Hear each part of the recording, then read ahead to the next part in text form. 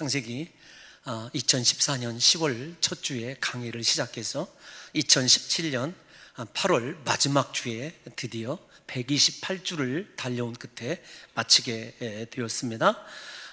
창세기 마지막 장인 50장은 요셉의 삶 그리고 요셉의 유언으로 그렇게 이루어져 있습니다. 요셉의 삶을 성경이 언급할 때 그가 총리가 되어서 더 큰 영향력을 끼치고 어떻게 위대한 삶을 살았더라, 그가 이룬 업적은 무엇이더라, 이런 이야기는 한마디도 쓰여 있지 않습니다. 그가 자기 자신을 해하려고 팔아버린 형제들과 그의 자손들을 어떻게 용서하고 사랑했는가라고 하는 것이 여러분 커다란 삶의 큰 성경이 바라보는 줄기예요. 그러니까 우리에게 소유나 성공과 출세가 성경의 관심이 아니라 우리 안에 있는 능력은 다른 데 있지 않습니다. 다시 말씀을 드리지만 외적으로 드러나는 어떤 성취나 업적이 우리의 능력이 아니라 내가 얼만큼 예수님의 십자가 사랑으로 용서하고 사랑하는 삶을 살 수 있는가, 이것이 그리스도인들의 여러분 능력이라고 하는 것을 보여주게 되는 거죠. 그는 뿐만 아니라 그 용서하고 사랑하는 삶의 근거와 이유를 하나님이라고 분명히 제시해 주었습니다. 두려워하는 형들에게 두려워하지 마소서, 내가 하나님을 대신하리까. 여러분, 그의 삶의 핵심은 무엇이냐면 하나님, 제가 요셉 이야기를 계속 설교하면서 요셉의 인생 주어는 하나님입니다. 요셉은 하나님으로 사는 사람이지 이 세상이나 자기 자신으로 사는 사람이 아닙니다. 그거 여러분들에게 정말로 여러 차례 강조했던 것 같아요. 뿐만 아니라 그렇게 하나님으로 살아가는 요셉의 눈에는 자기 자신의 고통, 자기가 받고 있는, 성경의 용어로 얘기하면 형제들이 베푼 악조차도 함께 하시는 하나님께서 선으로 바꾸어 주시는 그런 위대한 인생의 경험을 하게 되어서 그에게는 고난이 큰 것이 아니라 그 고난마저도 선으로 바꾸어 주시는 하나님의 은혜가 훨씬 더 컸기 때문에 그의 심령 속에는 상처가 없었던 것을 보게 됩니다. 그래서 원하기는 저와 여러분들의 심령 속에도 여러분 상처가 있을 수 있지 않습니까? 그러나 하나님의 그 은혜와 하나님의 함께 하시면서 악을 선으로 바꾸시는 능력이 우리 삶을 덮음으로 말미암아 우리 속에서도 오직 하나님으로 말미암아 용서하고 사랑하되 그 용서와 사랑의 경지가 예수 그리스도의 십자가 사랑에까지 이르는 역사가 있으시기를 예수님의 이름으로 축원합니다. 이 말씀을 좀 묵상해 보면 요셉에게는 하나님 외에 소중한 것이 없었습니다. 요셉은 우리 인생의 모든 것을 하나님이 주관하시고 하나님이 섭리하고 계시기 때문에 그 하나님의 섭리의 관점에서 우리의 삶을 바라보게 되면은 고통도 아픔도 상처도 아무것도 아니고 오직 그분의 사랑밖에 남지 않는다고 그렇게 형제들에게 강조하고 있는 것을 보게 돼요. 사랑하는 성도 여러분들과 저도 이 시간 이후로부터 부디 하나님으로 삶으로 말미암아 하나님이 내게 베풀어 주신 그 은혜와 사랑이 너무 커서 우리를 해하려 하고 우리에게 잊을 수 없는 상처를 준 그 사람들까지 용서하되 끝까지 용서하고 철저히 사랑하는 그런 역사가 있었으면 좋겠습니다. 이렇게 하나님으로 말미암아 살아가는 요셉의 사랑의 절정은, 요셉의 사랑은 말로만이 아니라는 것입니다. 어떤 것이냐면 내가 당신들과 당신들의 아들들을 기르리다라는 표현을 요셉이 21절에서 하게 되는 것을 보게 되는데 그 말씀이 얼마나 중요한 말씀인지 몰라요? 기르다라고 하는 말은 야곱의 축복 가운데서도 하나님이 나를 기르셨다라는 표현이 나옵니다.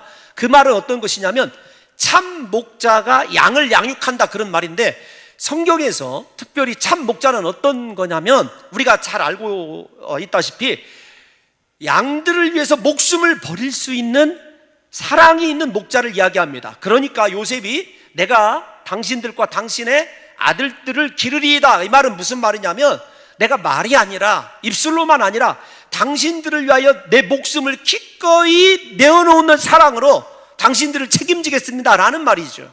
그러니까 요셉의 사랑이 단순히 입술로 사랑하는 것이 아니라 진실로 그 입술의 고백 뒤에는 내가 저들을 위하여 내 목숨을 내놔도 아깝지 않다라고 하는 진실한 사랑의 모습을 보여주고 있고, 그 사랑이 결국 예수님의 십자가 사랑이고, 우리를 양육하시기 위해서 십자가에서 목숨을 기꺼이 버려주신 그리스도의 선한 목자 되심이 여러분 요셉의 생애 가운데서 이미 우리에게 보여주고 있다는 것이죠. 여러분, 이렇게 요셉의 삶이 위대한 것은 그가 용서와 사랑을 하되 그렇게 목숨을 내놓은 용서와 사랑의 사람이라는 것이 여러분 우리에게 더 커다란 울림으로 다가온다는 것 아니겠습니까? 또 하나 좀 신학적으로 조명을 해보면 2주 전에 말씀을 드렸습니다마는 창세기는 죽음의 이야기로 끝이 나요. 두 명의 족장들의 야곱의 죽음, 이어서 요셉의 죽음으로 끝이 나지 않습니까?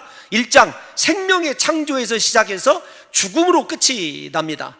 여러분, 야곱과 같이 험악한 세월을 살았든지 요셉처럼 고난을 이겨내고 승리하는 드라마틱한 인생을 살았든지 죽음은 하나님이 정해놓은 이치 아니겠습니까? 여러분, 그 죽음을 극복할 수 있는 것, 에덴 동산에 생명력이 넘쳤던 그 창조로 돌아가는 것, 여러분, 그것이 이 창세기가 우리에게 보여주는 하나의 지도예요. 지도인데 왜 그런가 하면은 그렇게 생명이 충만한 이야기가 죽음 이야기로 끝이 남으로 말미암아 창세기를 받아서 읽는 교회가 생각할 때 어찌하여 그렇게 하나님의 은혜롭고 하나님과 영적인 깊은 교제와 부족함이 없었던 축복의 동산이 무너졌는가? 죄 때문 아니겠습니까? 죄의 열매가 죽음이죠. 그래서 우리로 하여금 에덴 동산을 회복하게 하는 열망이 생기게 하는 것이 창세기의 마지막 부분이에요. 그러므로 말미암아 우리에게서 죽음이 떠나가게 되고 에덴 동산을 회복할 수 있는 것 인간의 힘으로 안 되죠. 예수님의 십자가 은혜로만 된다는 것을 우리가 알고 있기 때문에 결국 창세기는 예수님의 십자가 은혜, 하나님의 구속의 은혜를 바라보게 하는 이야기로 끝을 여러분 맺고 있다는 것도 겸하여 생각을 해주시면서 오늘 그렇게 누구도 피해갈 수 없는 죽음 이야기의 핵심인 이제 요셉의 사랑 이야기, 삶의 이야기가 아니라 유언을 좀 살펴보려고 합니다. 요셉의 유언은 단 2절로 이루어져 있습니다. 그 요셉의 유언의 단 2절 속에 나타나 있는 것을 핵심으로 정리를 한다면 2가지입니다. 하나님과 가나안입니다. 요셉이 성공한 인생 아닙니까? 그 성공한 인생을 살면서 자기 업적 이야기라든지 내가 형들을 사랑하는 데 있어서 얼마나 힘들었다든지 그런 것, 과거나 현재 이야기가 아니에요. 현재 이야기를 굳이 여러분 뽑자고 한다면 함께 하신 하나님에 관한 이야기를 들려줬을 뿐이며 또 하나는 모든 이 이스라엘 백성들에게 애굽의 영화와 부귀가 아니라 가나안 땅, 하나님이 약속하신 하나님의 비전, 언약을 향하게 하는데 요셉의 유언이 커다랗게 여러분 그렇게 이 2가지의 뼈대로 이루어져 있다는 것을 저와 여러분들이 생각하셔야 됩니다. 특별히 여러분이 요셉의 유언의 핵심인 24절을 한번 우리가 눈여겨보면 이런 단어가 나옵니다. 하나님이 반드시 당신들을 돌보시다, 이런 이야기가 나와요. 그런데 우리말 성경에는 반드시란 말이 번역이 되어 있지 않지만 영어 성경만 보더라도 반드시란 말이 surely란 말이 나와 있어요. 원어 성경에는 기필코라는 이 아주 강조형으로 쓰여져 있죠. 그러니까 여러분, 하나님이 돌보신다, 하나님이 당신들을 돌보신다, 하나님이 당신들을 인도하여 내신다, 하나님이 당신들에게 아니라 조상들에게 약속하신 땅을 당신들에게 주실 것이다. 여러분, 요셉의 유언의 핵심의 주어가 무엇이냐면 하나님이에요. 하나님. 앞에서도 말씀드렸지만 요셉은요 죽는 순간까지 하나님이에요. 하나님. 그래서 제가 이 주제를 뭐라고 정했냐면 이 부분에 하나님 또 하나님, 이렇게 제목을 제가 설교 원고에 달아놓았습니다. 그러니까 요셉이 죽는 순간까지도 그는 하나님이 떠나지 않아요. 우리가 잘 아는 대로 보디발의 아내의 유혹을 받았을 때 내가 어찌 하나님께 이 큰 죄악을 행하리까부터 시작을 해서 하나님만 강조했던 그가 마지막 순간에도 여러분 그의 눈에 들어오는 것은요 하나님 외에 없다라는 것을 일단 아셔야 돼요. 그런데 그 하나님께서 당신들을 돌보신다라는 말이 참 짠한 고백이기도 합니다. 왜 그러냐면 저 돌보신다라고 하는 원어의 뜻은 하나님이 찾아오신다, 방문하시다, 그런 뜻이에요. 그러니까 하나님이 찾아오신다, 방문하시다, 이 말은 요셉의 자전적인 고백이죠. 왜 자전적인 고백이냐면 형들에게 죽을 뻔한 고비를 넘기고 애굽으로 팔려왔을 때 그는 철저히 혼자 아니었습니까? 혼자인 그에게 누가 찾아와 줬냐면, 누가 방문해 줬냐면 하나님이 방문해 주셨어요. 찾아와 주셨어요. 그래서 요셉이, 하나님이 요셉과 함께 하심에 사람이 함께 하는 것이 아니라 이렇게 홀로 버려진 요셉에게 하나님이 찾아와 주시고 그를 돌아봐 주신 거죠. 그래서 요셉의 하나님은 여러분 외로울 때, 고통받을 때, 그리고 언제든지 자기를 찾아와 주시고 버리시지 않으시고 떠나시지 아니하는 하나님이에요. 예를 들면 아브라함의 하나님은 여호와 이레의 하나님 아닙니까?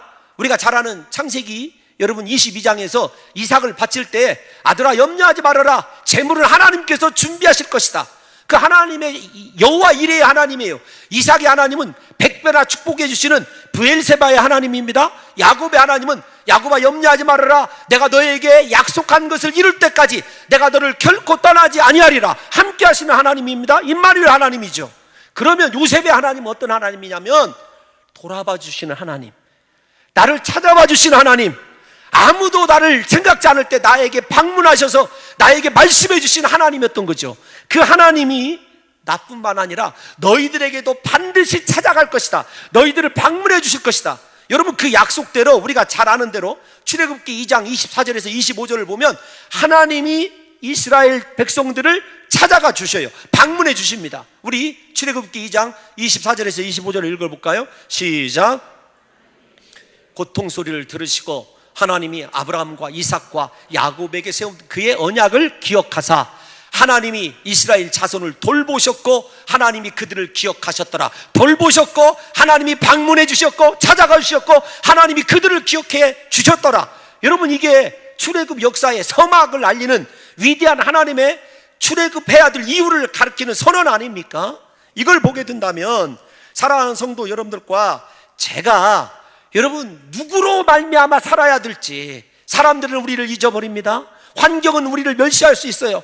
그러나 우리를 택하시고 우리를 위하여 십자가에 못 박혀 죽으신 예수 그리스도는 결단코 우리를 버리지 아니하시고 위기 때에, 고통의 때에 찾아와 주시고 함께 해주시고 형통의 은혜로, 그것조차 악을 선으로 바꿔주시는 은혜로 우리를 돌아봐 주실 줄로 믿습니다. 야곱은 그렇게 함께 하신 하나님, 요셉은 이렇게 자기 자신을 돌아봐 주시는 하나님으로 자신들의 인생을 아름다운 죽음으로 그렇게 끝을 맺고 있다는 거예요. 사랑하는 성도 여러분들과 제가 이 시간에 이 요셉의 이 짠한 하나님을 향한 고백을 통해서 하나님, 나만 왜 이런 고난을 받아야 됩니까? 나는 왜 이렇게 하나님 철저히 외롭게 살아야 됩니까? 여러분 오해하지 마십시오. 그건 여러분들을 외롭게 하고 고독스럽게 하는 것이 아니라 하나님이 얘야 나만은 너를 찾아갈 것이고 나만은 너를 위로할 것이고 내가 영원토록 너와 함께 하실 것이라고 하는 하나님의 사랑의 서사시로 받아들이시고 부디 외로움 가운데서, 고통 가운데서 하나님만을 여러분 사모하시고 붙드시는 역사가 있으시기를 예수님의 이름으로 축원합니다. 하나님은 우리를 다 알고 계셔요. 우리의 부르짖는 고통 다 듣고 계십니다. 하나님에 대한 확신과 소망이 있는 사람들에게는요, 출애굽의 구원의 역사, 그 기적이 우리에게도 오늘날 일어나게 되는 것을 보게 되는 거죠. 여러분, 택한 자녀들을 돌보신다, 돌아봐 주신다, 찾아와 주신다, 방문해 주신다는 약속은요, 성경의 시작뿐만 아니라 끝에도 동일하게 이루어져 있다는 것을 아셔야 돼요. 그러니까 요셉이 하나님이 우리를 찾아와 주실 것이다 이렇게 선언한 이 선언이 사실은요, 우리 이스라엘 백성들뿐만 아니라 우리도 예수 그리스도, 우리를 찾아와 주실 하나님을 사모하게 하였고, 결국 우리의 사모대로 예수님이 오셨을 뿐만 아니라 그분 예수 그리스도께서 그 구원사를 완성하시기 위해서 다시 이 땅에 찾아오신다는 거예요. 그래서 성경 요한계시록 22장 20절도 이렇게 끝이 납니다. 시작. 이것들을 증언하시니가 이르시되 내가 진실로 속히 오리라 하시거늘 아멘. 주 예수여 오시옵소서. 속히 오실 예수님, 찾아와 주실 예수님을 주 예수여 어서 오시옵소서 고대하는 것으로 여러분 요한계시록 성경이 끝이 나고 있지 않습니까? 그러니까 성경의 첫 권과 마지막 권은 우리에게 오실 하나님 예수 그리스도를 사모하고 그분만을 기대하게 하는데 여러분 성경의 마지막이 그렇게 이루어져 있다는 것을 생각하시면서 우리가 사모하고 우리가 붙들어야 될 것, 예수님밖에 없는 줄로 믿습니다. 그 예수님이 반드시 우리를 돌아봐 주실 줄로 믿습니다. 하나님께서 우리 인생에 찾아와 주셔서 우리를 통하여 요셉에게 이루어 주신 그 놀라운 구원 역사를 완성시켜 주실 줄로 믿습니다. 여러분, 요셉은 그렇게 하나님밖에 없는 사람이고 자기 자신에게 돌아와 주신 하나님을, 돌아봐 주신 하나님을 찬송하는 죽음을 맞이하고 있는데, 그 죽음 가운데 요셉이 분명히 인정하는 것이 있어요. 무엇이냐면 인간의 한계입니다. 인간의 한계와 하나님의 영원성을 요셉이 유언 속에서 대비를 하고 있거든요. 인간의 한계를 나타나는 말이 무슨 말이냐면 나는 죽으나예요. 나는 죽으나. 여러분, 이 죽음이다, 나는 죽는다라는 이 말보다도 인생의 한계와 유한성을 나타내는 말은 없을 거예요. 자신이 아무리 지혜롭고 권세가 많아도 하나님이 정해놓으신 죽음을 벗어날 수 없다는 것이 요셉의, 여러분, 진솔한 고백 아니겠습니까? 이러한 유한한 존재임에도 불구하고 사람들은요, 죽음이라는 한계를 인정하기를 거부하죠. 제가 장례식 때 가끔 인용합니다. 미치 엘붐이 쓴 모리 교수와 함께한 화요일이라는 책이 있습니다. 여러분, 그 책을 보게 되면은 아주 공감이 가는 이야기가 있는데, 이 모리 교수라는 사람이 신경세포가 파괴되어서 근육이 줄어가요. 근육이 굳어가는 병에 걸려서 서서히 죽어갑니다. 죽음을 앞두고 자기 이 제자와 화요일마다 만나서 인생에 대해서 논하는 것을 정리한 책이에요.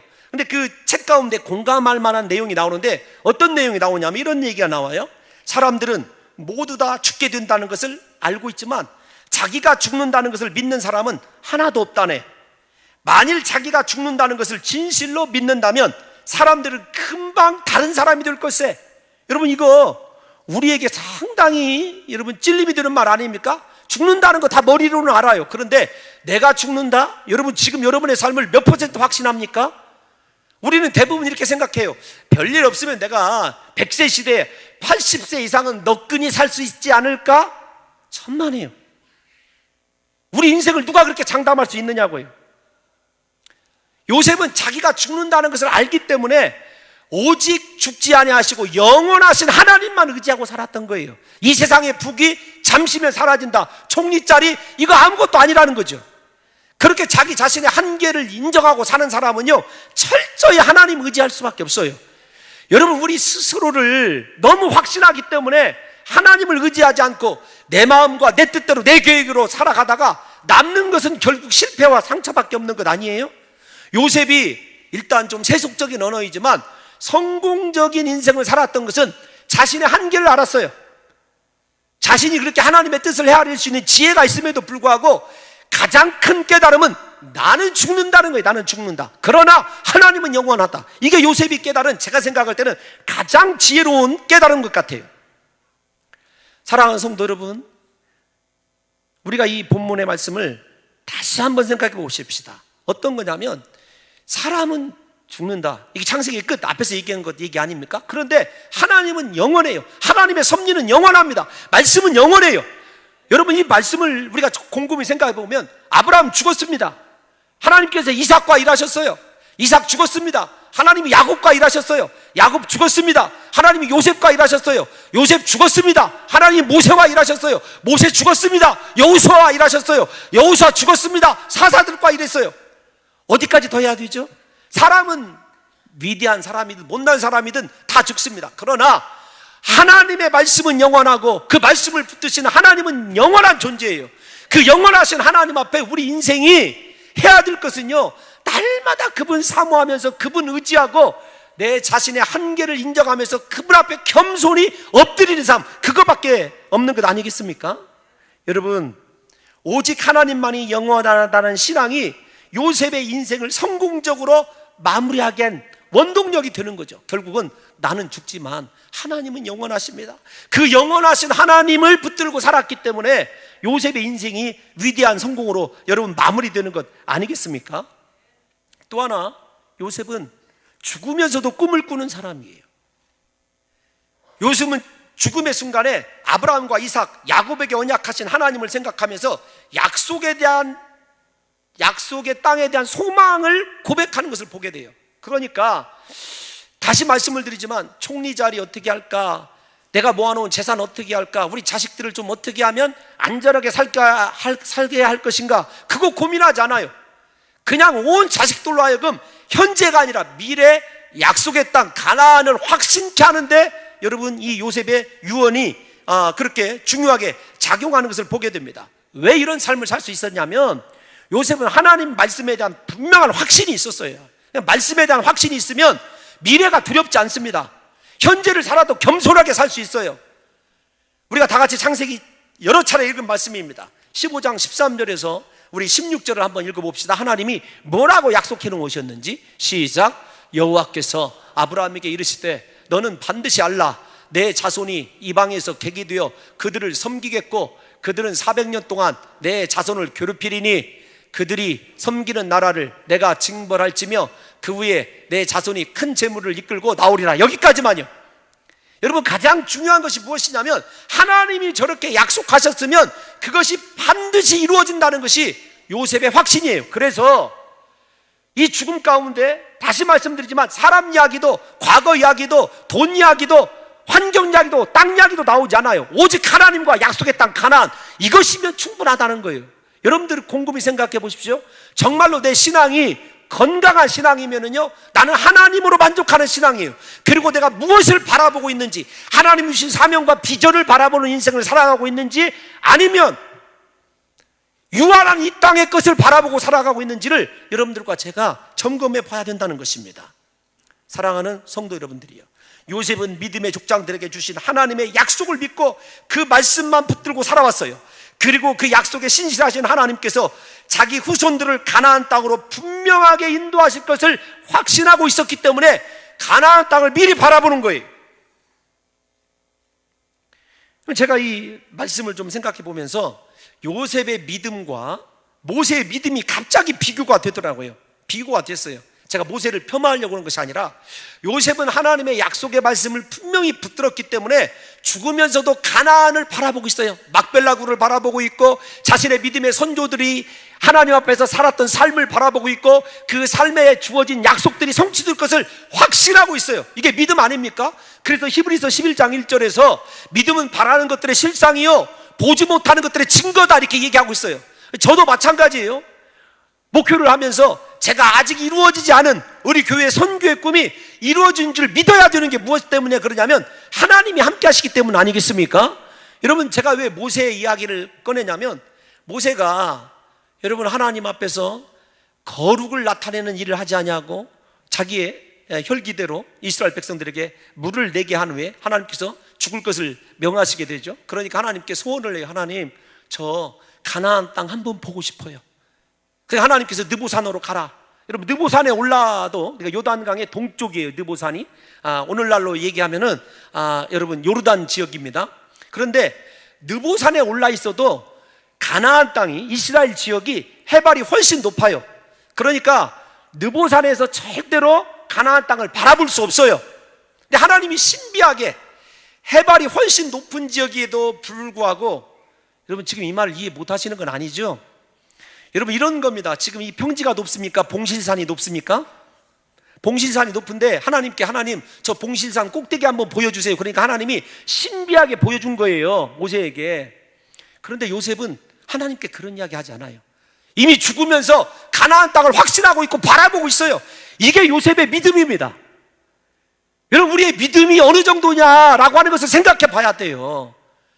살아계신 하나님, 우리의 부르짖음에 귀를 기울이신 하나님, 그 하나님을 신뢰한다고 한다면 여러분, 하나님이 우리에게 주신 비전, 사명, 내가 이루는 것이 아니라 하나님이 이루실 줄로 믿으시기를 예수님의 이름으로 축원합니다. 요셉에게 그 믿음이 있었다는 거예요. 또 하나, 요셉의 인생 마무리하는 것을 우리의 시각이 아닌 이 장면을 성경의 시각으로 좀 바라봤으면 해요. 그러니까 여러분 이렇게 한번 생각을 해보십시다. 요셉을 떠올릴 때 여러분들은 무엇을 떠올리십니까? 요셉의 이야기는요, 드라마로도 여러 차례 만들어졌어요. 왜냐하면 여러분 알쓸신잡 있지 않습니까? 그런 프로그램이 있어요. 거기에 보면 김영하라고 하는 소설가가 이런 얘기를 해요. 소설이 성공하기 위해서는 고난받는 거, 억울하게 누명 쓰는 거, 그리고 그 주인공이 마지막에 드라마틱하게 복수하고 성공하는 거. 요셉 이야기를 보면 그 모든 흥행의 요소가 다 갖춰져 있어요. 그런데 우리도 한번 생각을 해봅시다. 요셉을 하면 무엇이 떠오르죠?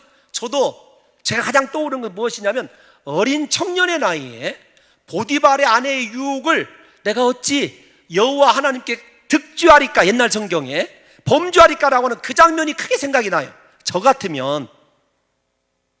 또 하나는 매 순간마다 하나님, 꿈의 해석은 하나님께 있지 않습니까? 바로 앞에서도 하나님께서 바로에게 평안한 것을 보이실 것입니다.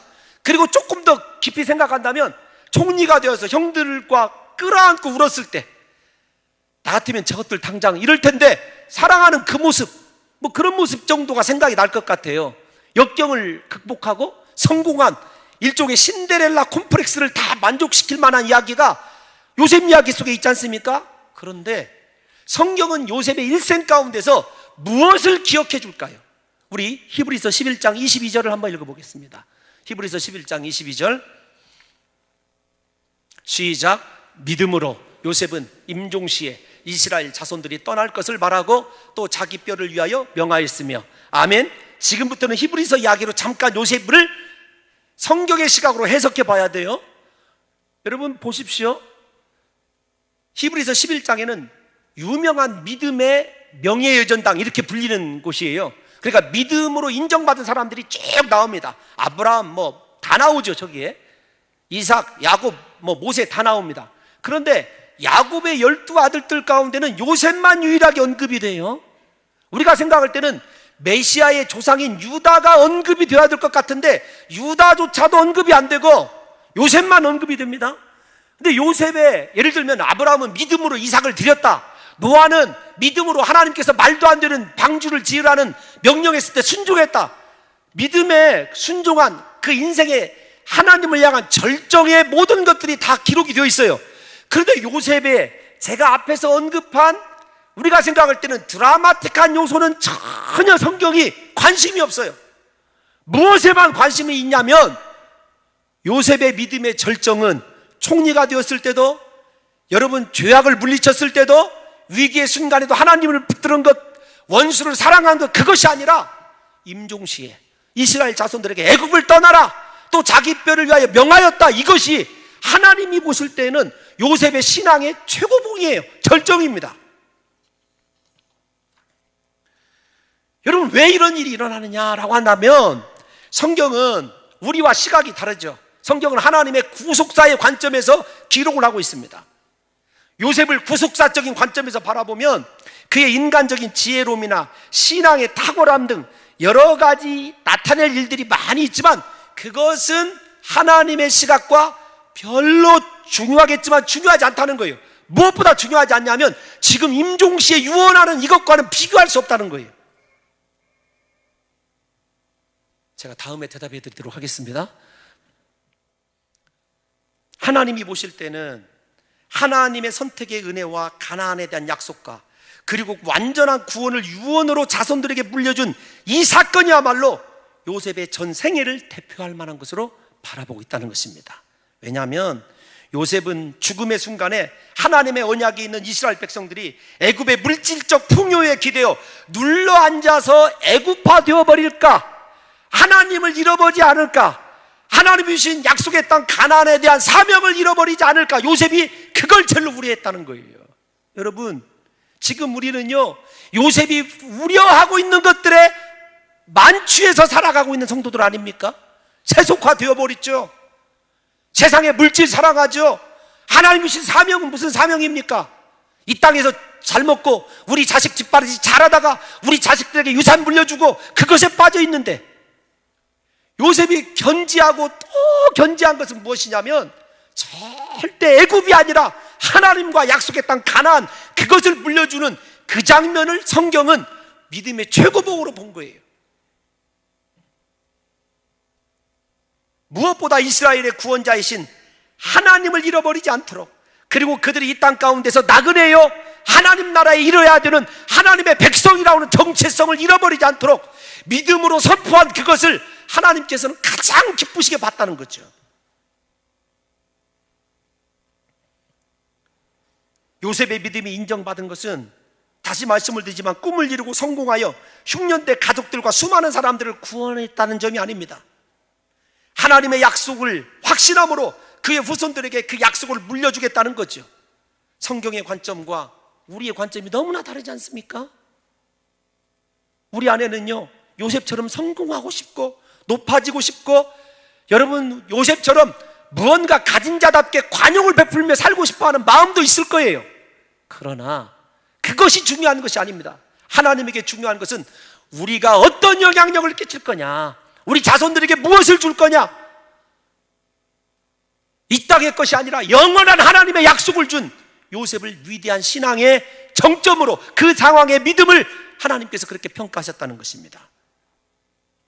또 하나는 여러분들에게 무려 3차례나 히브리서를 설교하면서 얘기한 임종시해라고 하는 단어를 설명하면서 요셉 이야기를 마칠까 해요.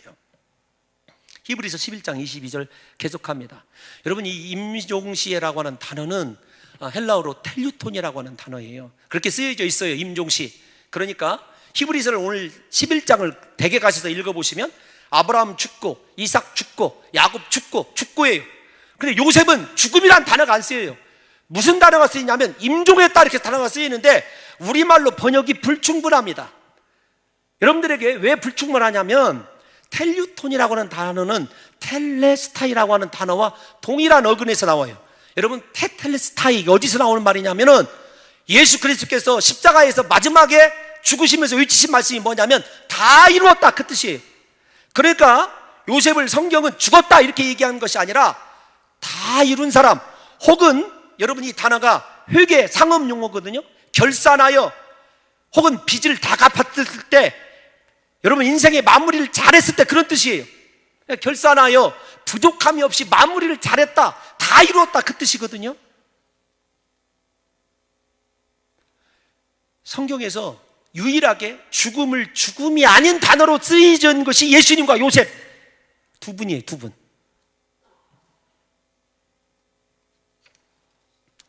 여러분, 요셉은 죽은 것이 아니죠. 죽었습니다. 죽은 것이 아닙니다. 그러나 왜 그런가 하면은 그는 죽어서 해골이 되었지만 그의 후손들에게 이 두 마디의 하나님과 약속의 땅 가나안에 대한 약속을 통해서 그는 그들과 살고 있었던 거예요. 언약으로, 약속으로 살고 있었던 거죠. 그러니까 여러분, 이스라엘 백성들이 출애굽하면서 요셉의 해골을 메고 전진하지 않습니까?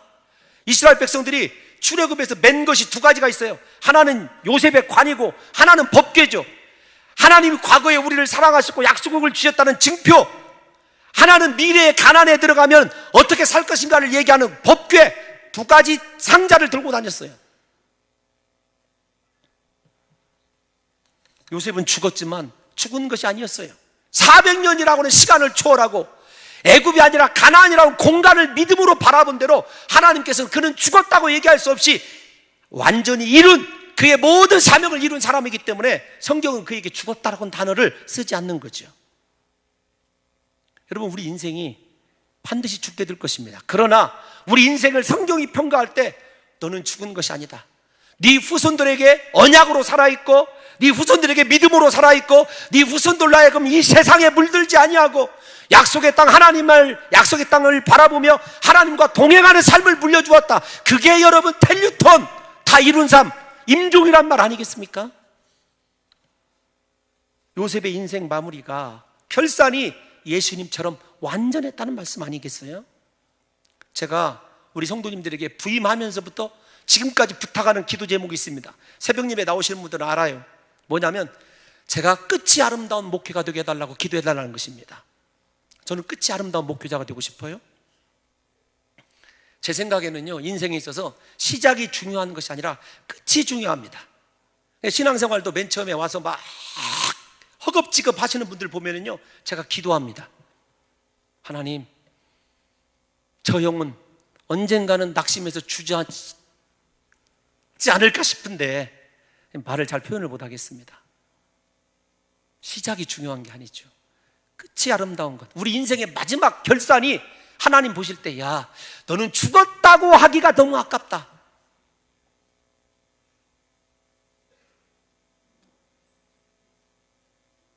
우리 교회도 보면 시작은 참 그럴싸한 것 같은데 마무리를 잘하지 못한 사람들이 너무 많이 있어요. 대표적인 성경에서 사울과 닮은 사람 있죠. 사울왕과 닮은 사람들.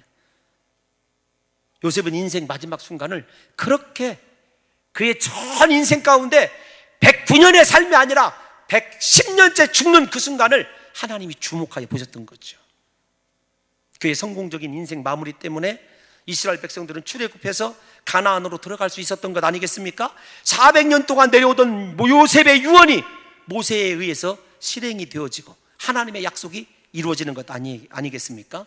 사랑하는 성도 여러분, 이스라엘을 구원하신다는 하나님의 약속이 하나님으로 말미암아 살아가던 요셉의 믿음으로 말미암아 이루어진 것이죠.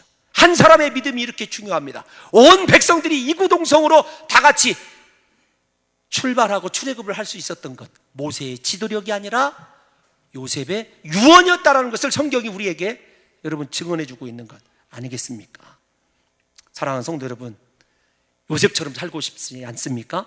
400년이라는 시간도 초월하고 공간도 초월해서 그 믿음 속에서 역사하시고 그의 믿음을 높여주시고 그의 입술의 고백대로 행하여 주신 하나님을 잇대어 살아가는 영원한 남자 요셉과 같은 삶을 저와 여러분들이 살아가시기를 예수님의 이름으로 축원합니다. 하나님 아버지, 하나님과 영원토록 이렇게 동행하게 도와주옵소서.